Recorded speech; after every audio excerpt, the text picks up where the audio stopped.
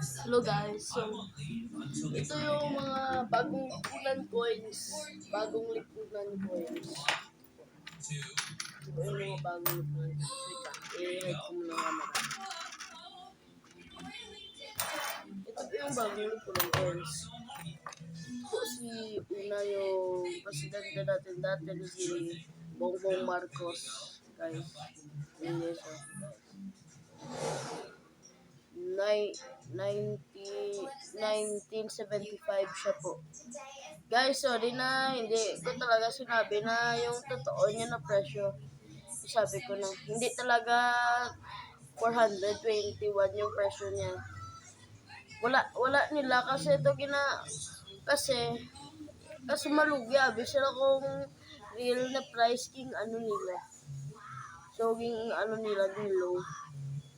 So, yung ano nito guys, yung presyo nito ay 20 million pesos. Kasi dugay na nila gamit. Kami yun, 5 pesos sa likod, shiny. May dalawang stars.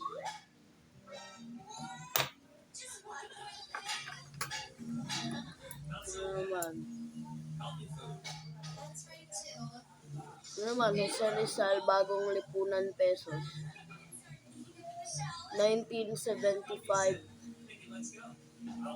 Jose Rizal peso. Ang ano nito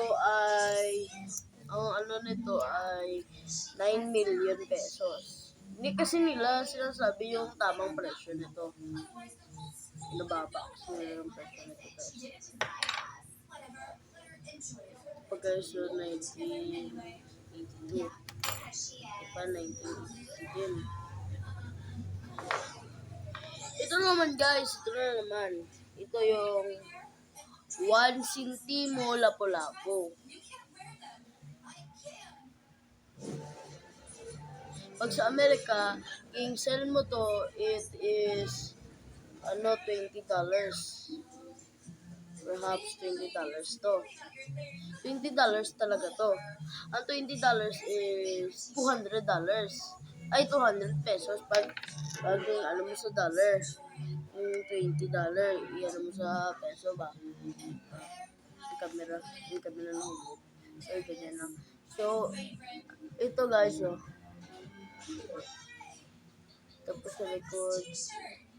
Tapos sa likod, 1980. Tapos guys,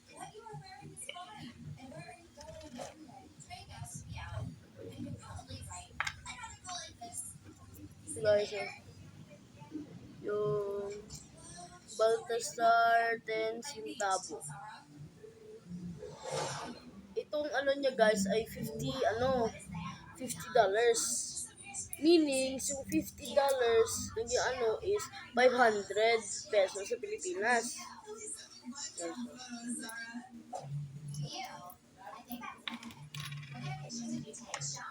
Tapos ito, yung Juan Luna 25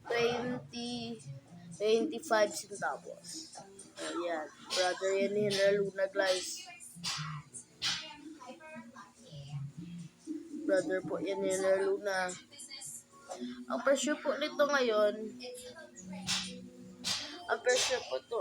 dito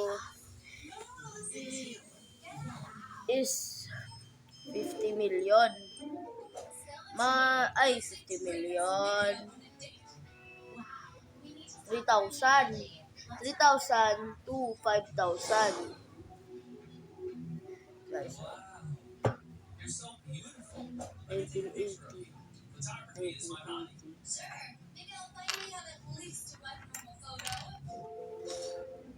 Yan lang guys.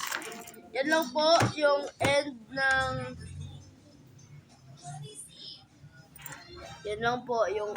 ng coins review. Yan na yung end. Okay, goodbye and subscribe for more old coins and history series. Goodbye.